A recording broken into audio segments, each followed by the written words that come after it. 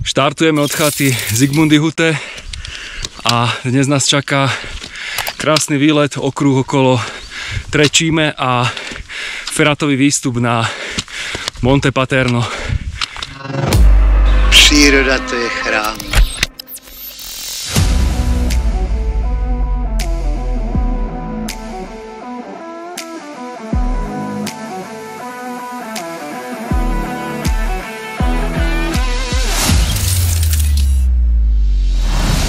Štartujeme na chate Zigmundyhütte a pokračujeme po turistickej trase 101 cez sedlo Passo Fiscalino, nenáročnou feratou až do sedla Forcella del Camoscio.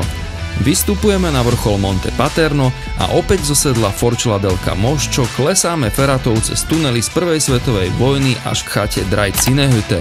Tu oddychujeme a popri Trečíme sa vraciame cez sedlo Forcella Lavaredo naspäť k Zigmundyhütte.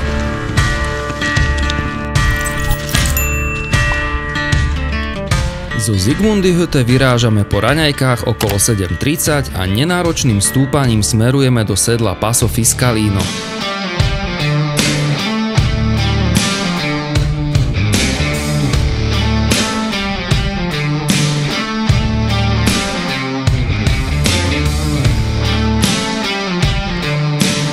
Nachádzame sa v sedle Passo Fiscalino a pokračujeme na Monte Paterno, ktoré už vidno v ďalke za nami. Zatiaľ nádhera, krásne počasie.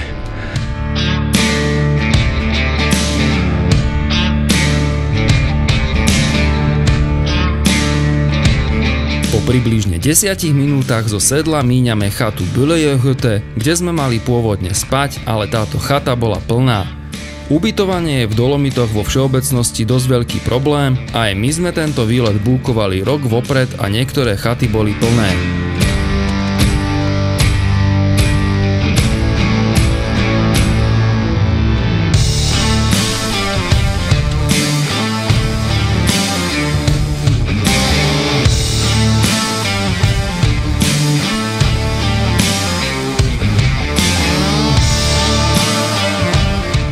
Nastupujeme pod Monte Paterno, takéto krásne výhľady už sa otvárajú okolo nás.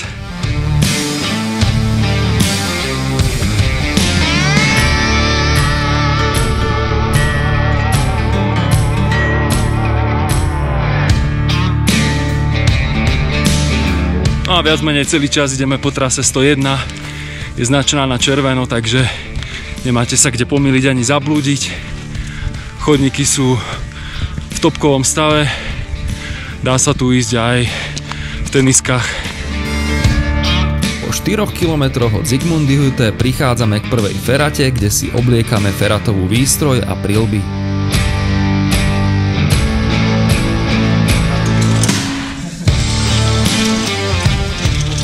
Postupujeme cez prvú feratu. Tu hore je aj prvý rebrík.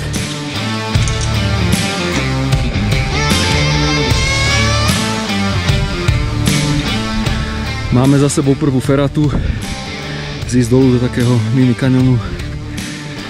Vyšli sme a pokračujeme hore.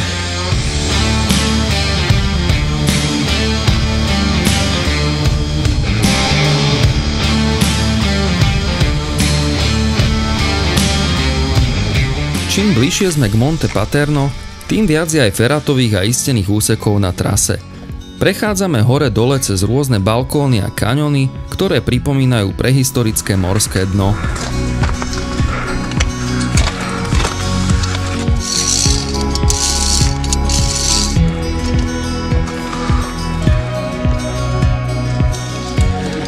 Oproti nám fenomenálne Trečíme, Monte Paterno, kam pôjdeme hore cez feraty, feratovou cestou.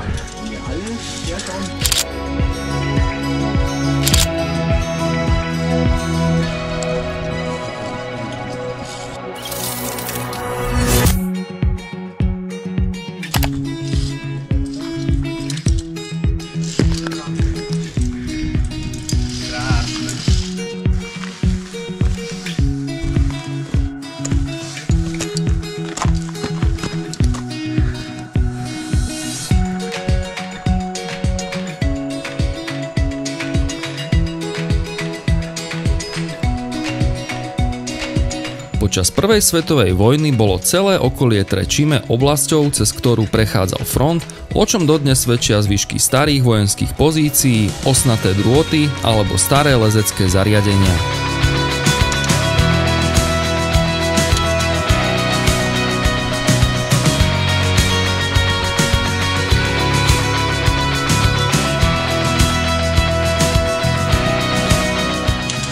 Pod vrcholom Monte Paterno cez Feraty až na vrchol hore.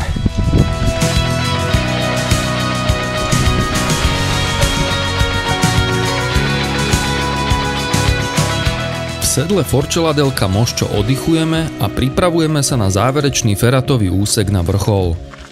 Na tomto mieste sa už začínajú tvoriť viditeľné zápchy a preto vrelo odporúčam vyraziť na feratu čo najskôr ráno.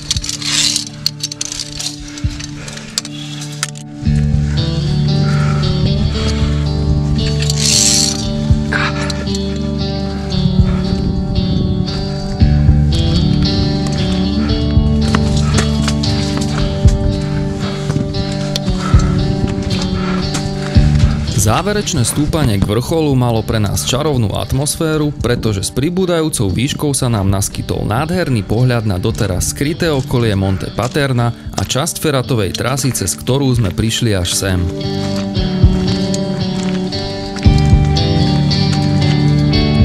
Posledné výškové metre pod vrcholom Monte Paterno.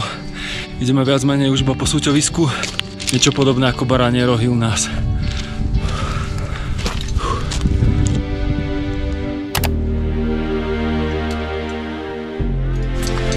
Monte Paterno vrchol. Zvládli sme to. Monte Paterno je 2744 metrov vysoká hora v Sixtínskych Dolomitoch na hranici medzi Južným Tyrolskom a talianskou provinciou Belluno.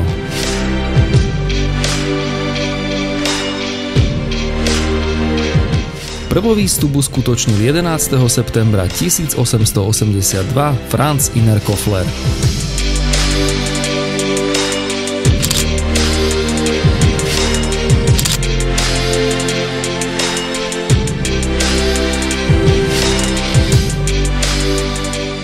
Nachádzame sa na vrchole Monte Paterno.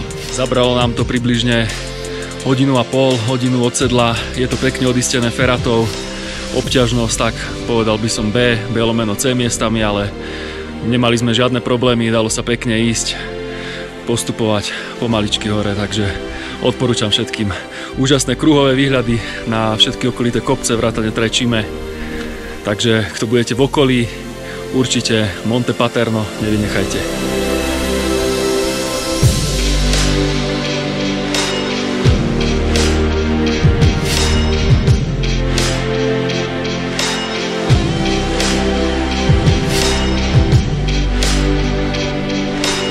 Na zostup si vyberáme trasu, ktorá nás vedie miernym klesaním traverzom po hrebení.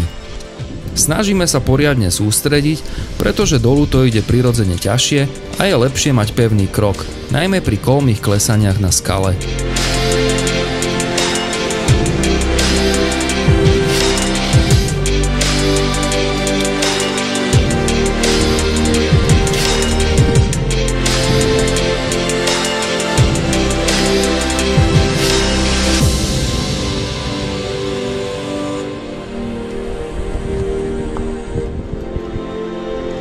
Pôvodná cesta ide aj takto, ale je tam plno snehu.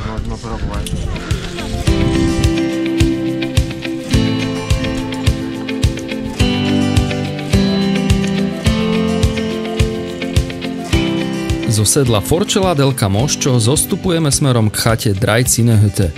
Ferata je tu obojsmerná, ale výstupová trasa je skoro celá pod snehom v žľabe a tak tu vznikajú dlhé kolóny a my sa navzájom obchádzame aj s vystupujúcimi turistami.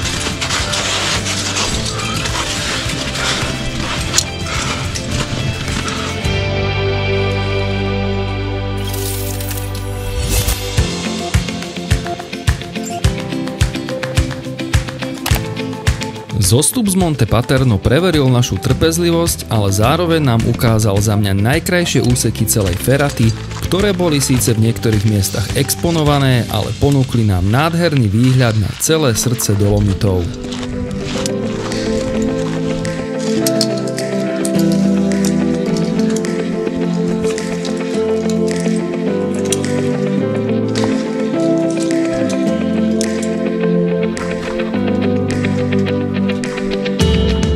Postupne schádzame až do spodnej časti Feraty, kde trasa plynule prechádza do umelo vykopaných tunelov z prvej svetovej vojny, kde si svietime čelovkami.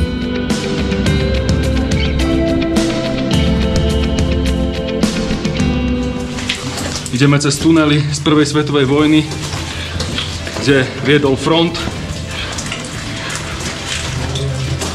ale zároveň je to aj časť Feratovej trasy. Je to zvláštny pocit, keď si predstavíte, že kráčate po bojovom fronte, pričom nie je neobvyklé vidieť v stenách diery po guľkách alebo staré vojenské bunkre.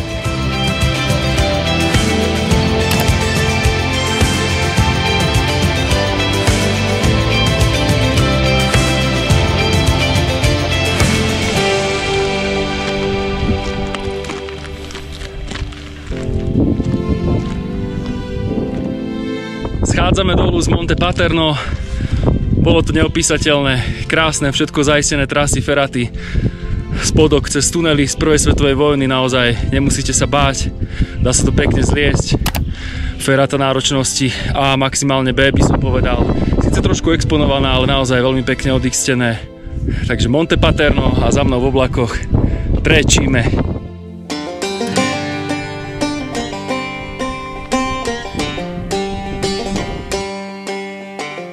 Vyčerpaný a dehydratovaný z poobedného slnka oddychujeme a mňa doslova zachraňuje talianska limonáda Lemon Soda, ktorú som doteraz nepoznal. Po tejto skúsenosti už však rozhodne patrí medzi moje top a všetkým návštevníkom Talianska ju len a len odporúčam.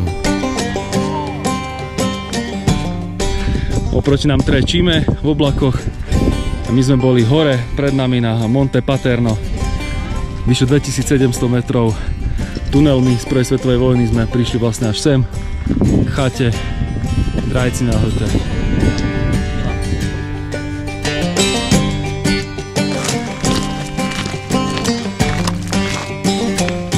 Pri Trečime stretávame dosť veľa turistov, z ktorých väčšina sa vyviezla autom až k chate Rifugio Auronzo. Táto chata je východiskovým bodom na okruhu okolo Trečime pre tých, ktorí preferujú nenáročnú prechádzku a vychutnali si to, čo sme mali my za odmenu z vrcholu Monte Paterno. Výhľad na ikonické Trečime.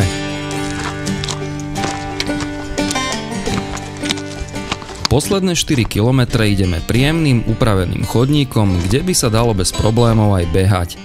My už však máme v nohách skoro 1100 výškových metrov a tak sa kocháme výhľadmi do nekonečných dolín pod nami a vraciame sa k Zigmundihütte.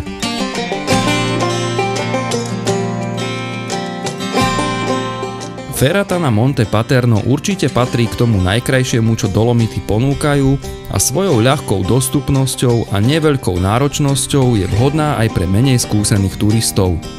To, či je najkrajšia, rozhodnite sami.